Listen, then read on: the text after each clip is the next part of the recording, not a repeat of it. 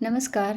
मुलं शाळेतून घरी आली की संध्याकाळच्या छोट्या भुकेला काहीतरी कुरकुरीत आणि चटपटीत स्नॅक्स मुलांना खायला मिळालं ना, तर त्यांना खूप आनंद होतो. आणि हा स्नॅक्स ना आपण संध्याकाळच्या चहाबरोबर सुद्धा सर्व्ह करू शकतो आणि महिनाभर साठवून सुद्धा ठेवू शकतो. तर लगेच आपण सुरुवात करूया. तर त्याच्यासाठी इथं ॲव्होकाडो घेतला आहे.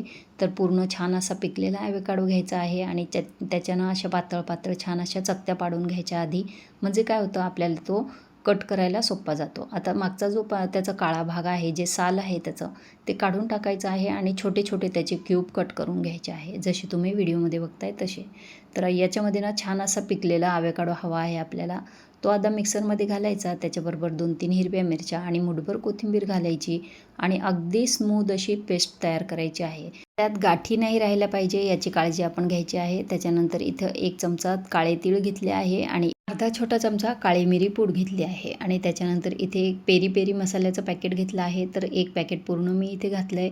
1 मोठा चमचा जिरं मी 10 ते 15 मिनिटं पाण्यामध्ये भिजवून ठेवलं होतं, तर ते सुद्धा घातलं आहे. त्यानंतर 1/4 कप आपण इथे रवा घालायचा आहे. 2-3 चमचे तांदळाचं पीठ घालायचं आहे आणि इथे 1 कप मी मैदा घेतला आहे. चवीपुरतं मीठ घालायचं आहे आणि 1 चमचाभर आपण तूप घालायचं आहे आणि हे छान मिक्स करून घ्यायचं.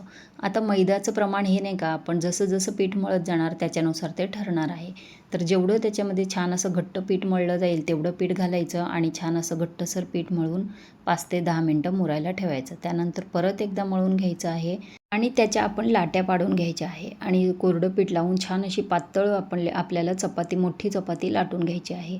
यामध्ये जर तुम्हाला मैदा वापरायचा नसेल तर तुम्ही गव्हाचं पीठसुद्धा वापरू शकता, पण ते नाही का जास्त दिवस असे कुरकुरीत राहणार नाही, लवकर मऊ पडतात गव्हाच्या पिठामुळे. त्यामुळे मी इथं मैदा वापरला आहे.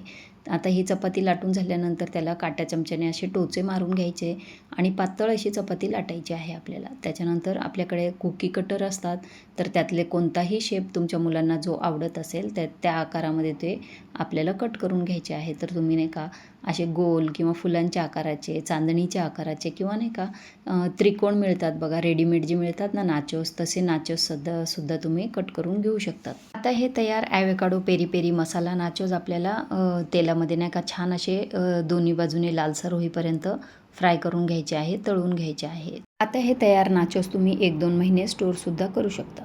आता एका वाटीमध्ये थोडीशी लाल तिखट, थोडासा चाट मसाला आणि ऑरिगॅनो सीझनिंग टाकायचं आणि मिक्स करायचं आणि ह्या तयार नाचोसवर टाकून परत एकदा टॉस करून घ्यायचं आहे.